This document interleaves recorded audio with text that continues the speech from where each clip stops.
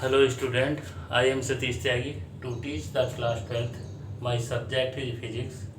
बच्चों, मैं class 12th को फिजिक्स पढ़ा रहा हूँ। फिजिक्स में मेरा सरल परिपथ वाला चैप्टर चल रहा है। इस चैप्टर में मैंने आपको किरचॉफ्स के नियम और व्हीटस्टोन सेतु दोनों समझा दिए हैं और उन पर आधारित वीडियो भी, उन पर आधारित न्यूमेरिकल भी मैंने करा दिए हैं। अब मैं व्हीटस्टोन सेतु पर आधार का उपयोग कैसे करते हैं उसके बारे में बता रहा हूँ। तो सबसे पहले मैंने एक व्हीटस्टोन सेतु पर एक मीटर सेतु बनाया है। तो ये मीटर सेतु है क्या?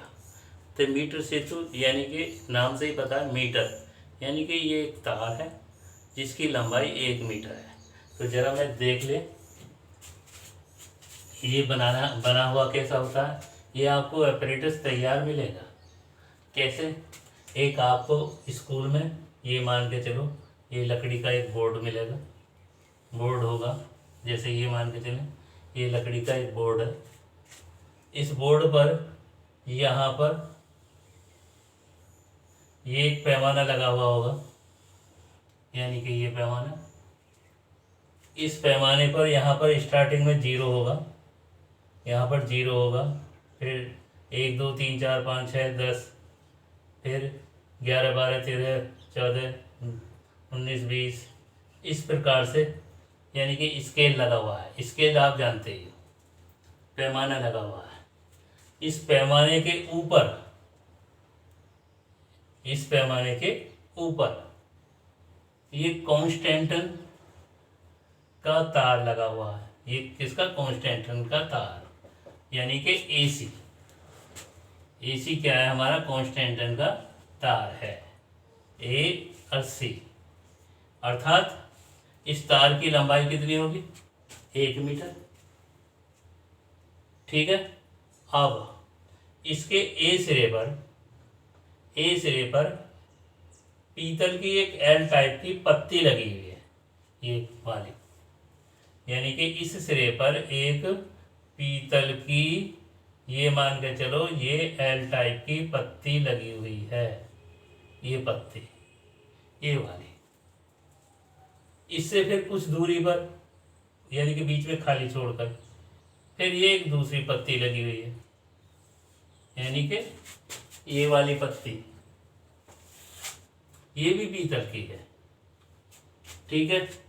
फिर जितना गैप यहाँ पर है इतने गैप पर फिर एक दूसरी पत्ती, वो भी पीतल की L टाइप पत्ती यहाँ लगी हुई है। देखो ये, ठीक है।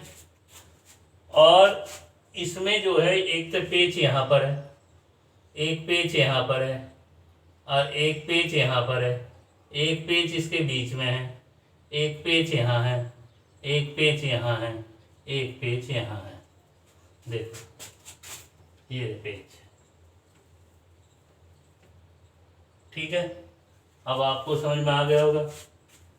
अब इसके इन दोनों पर, इन पेचों का संबंध एक प्रतिरोध बॉक्स से कर देते हैं।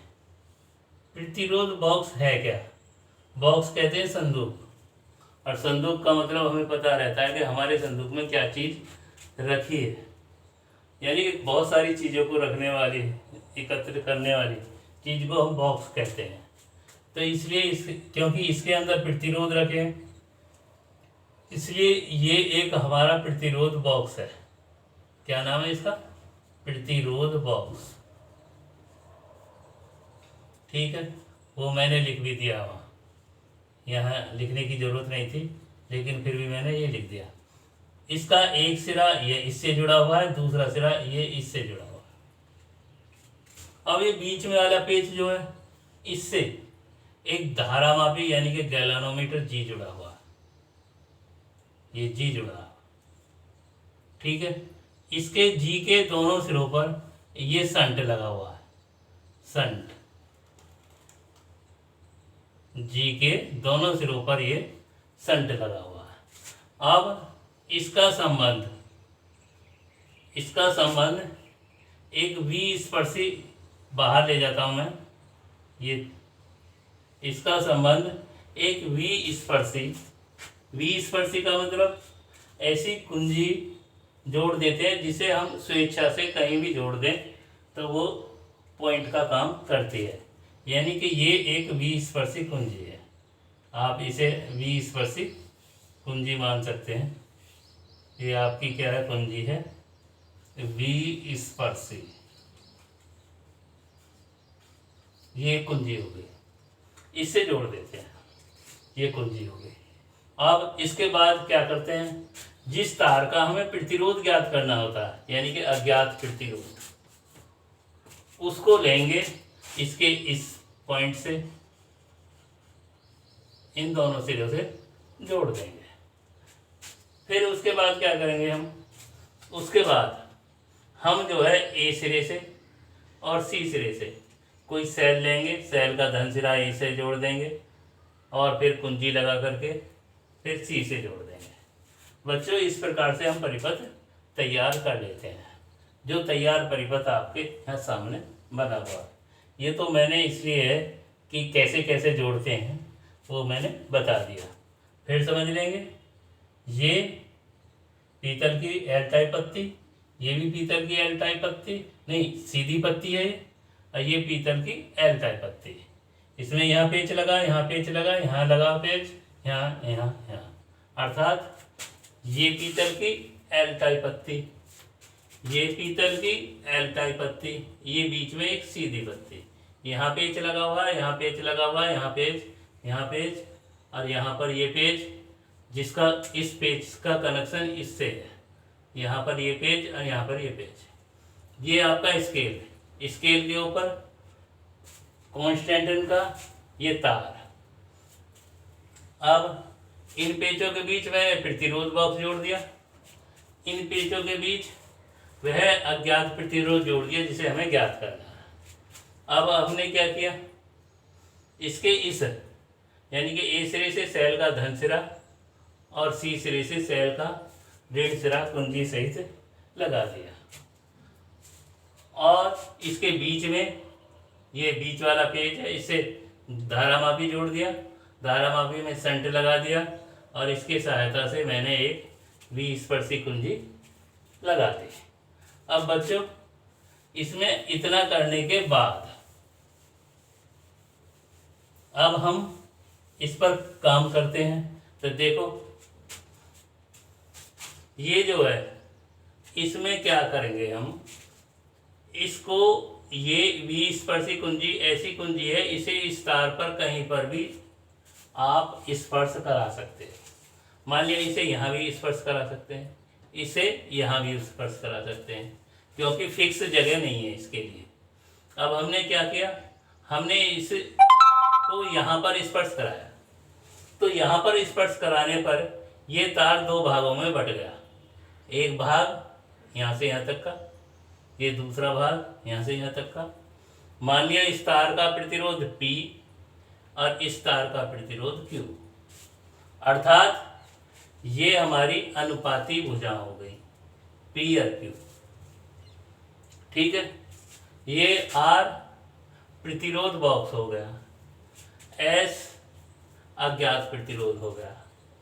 यदि अब इस B को ऐसी जगह हम स्पर्श कराएंगे इस तार पर, यानी कि V स्पर्शी को ऐसी जगह स्पर्श कराएंगे इस तार पर जहां पर स्पर्श कराने के बाद धारामापी में कोई भी धारा नहीं चले।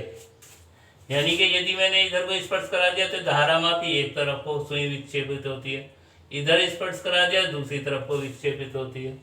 मुझे तो इसे इधर उधर करके ऐसा सिचुएशन लानी है कि जहां पर स्पर्श करने के बाद धारामापी में कोई भी विक्षेप ना आए। बात क्लियर हुई या नहीं हुई? सुन लो, इस B को यानी कि इस V स्पर्शी कुंजी को इस तार पर ऐसी जगह स्पर्श कराना है जहां पर स्पर्श कराने के बाद धारामापी में कोई भी विक्षेप ना आए। उस स्थिति को हम क्या कहते हैं? व्हीटस्टोन सेतु की संतुलित अवस्था। जब V स्पर्शी को जब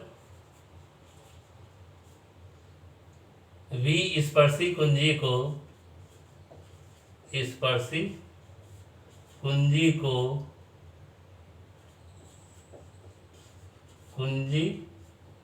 को तार AC के किसी बिंदु से स्पर्श कराने पर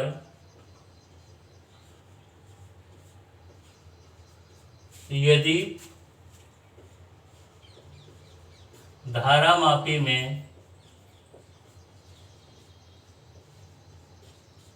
विक्षेप शून्य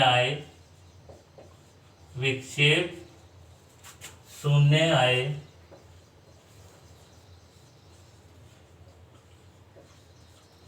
तो इस स्थिति को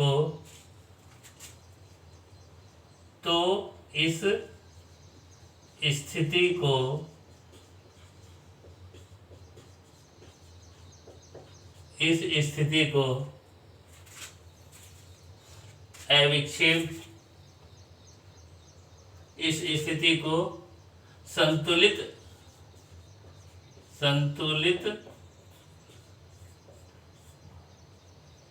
व्हीटस्टोन सेतु कहते हैं। संतुलित व्हीटस्टोन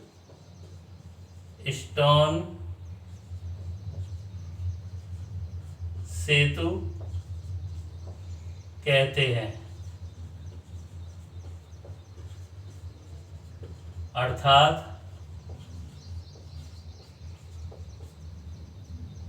P/Q = R/S, यानी कि समीकरण नंबर 1। तो मैंने क्या किया, इस V स्पर्शी कुंजी को इस तार AC पर आगे पीछे बढ़ाकर ऐसी स्थिति ले ली जहां पर स्पर्श कराने पर धारामापी में कोई विक्षेप नहीं आता। उस स्थिति को मैं इस स्केल पर पढ़ लूंगा। तो मान लिया ये स्थिति है, तो यहां पर AB बराबर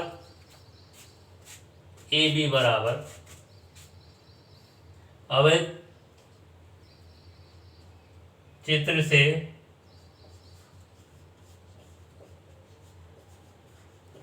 AB की लंबाई बराबर क्या होगी, माना L है, ये मान लिया ना मैंने, यहां से यहां तक AB L है। तो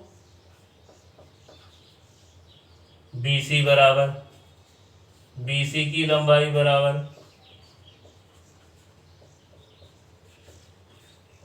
बराबर 100 - L। वो कैसे भाई, पूरा तार 100 सेंटीमीटर, ये L है तो ये कितना बचा, 100 - L सेंटीमीटर। ठीक है, इतने सेंटीमीटर हो गया। अब तार का प्रतिरोध, माना तार का विशिष्ट प्रतिरोध, माना तार AC का विशिष्ट प्रतिरोध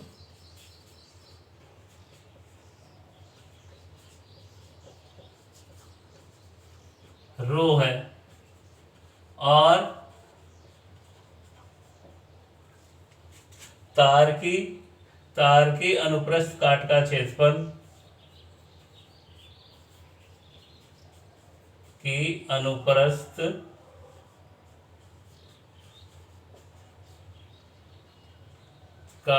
क्षेत्रफल क्षेत्रफल A है। तब AB तार का प्रतिरोध, तब AB तार का प्रतिरोध,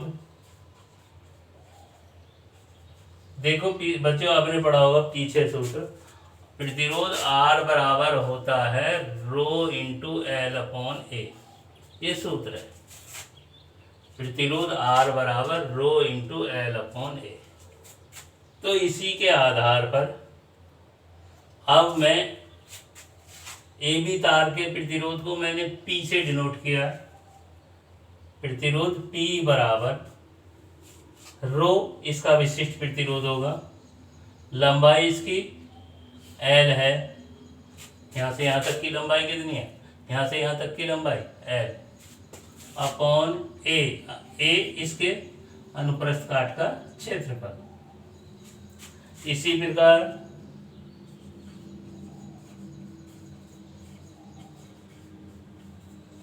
अब उसका निकाल लेता हूं मैं, BC तार का प्रतिरोध, BC तार का प्रतिरोध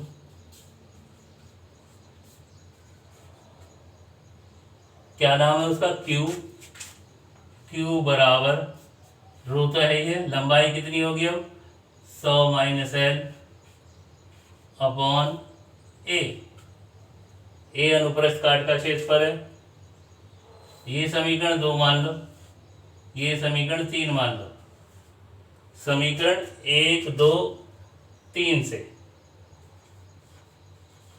समीकरण फर्स्ट सेकंड एंड थर्ड से, यानी कि P और Q की वैल्यू रख देते हैं। तो P और Q की वैल्यू क्या आएगी, P की वैल्यू क्या है, इधर लिख देता हूं मैं, P की है रो इंटू एल अपॉन ए। अब आगे Q की वैल्यू, Q की वैल्यू कैसे रखेंगे, नीचे है ये Q, तो यहाँ रो आ गया ब्रैकेट में 100 माइनस L, और नीचे का रो ऊपर पहुंच गया, नीचे का A ऊपर पहुंच गया। ये मैंने फिर P की वैल्यू तो ये लिखी रो इंटू एल अपॉन है, Q की वैल्यू पलट कर रख दी, नीचे का ऊपर और ऊपर का नीचे, बराबर R अपॉन S, A से A खत्म, रो से रो खत्म, बचा क्या, यहाँ से S इक्वल टू, इस S को इधर लिया है, R तो यहाँ है ही, क्या बचा भाई, S इधर ले गए, यहाँ ऊपर होगा 100 माइनस L, ये ऊपर चला गया और ये नीचे यहाँ आ गया। इस प्रकार से बच्चों हम अज्ञात प्रतिरोध S का मान ज्ञात कर लेंगे। देखो कैसे पता पड़ा, R क्या है, प्रतिरोध बॉक्स है, प्रतिरोध बॉक्स में हमें तो पता ही रहता है कितने कितने ओम के प्रतिरोध है, तो R का पता है, L का हमें पता है यहाँ से कितनी दूरी पर अविक्षेप स्थिति है, तो L का पता है, तो 100 में से घटा करके L घटा देंगे। इस प्रकार से ये सब ज्ञात हो गए, तो S का मान निकल ही आएगा। यानी कि इस मीटर सेतु की सहायता से हम अज्ञात प्रतिरोध का मान यानी कि S का मान ज्ञात कर सकते हैं। बच्चों ये आपके प्रैक्टिकल में है, ये प्रैक्टिकल के पॉइंट ऑफ व्यू से भी इम्पोर्टेंट है, न्यूमेरिकल भी आते हैं तो उन पर भी इम्पोर्टेंट है। इसलिए मैं समझता हूँ कि आपको ये समझ में आ गया होगा। आज का शिक्षण समाप्त। ठीक है, धन्यवाद।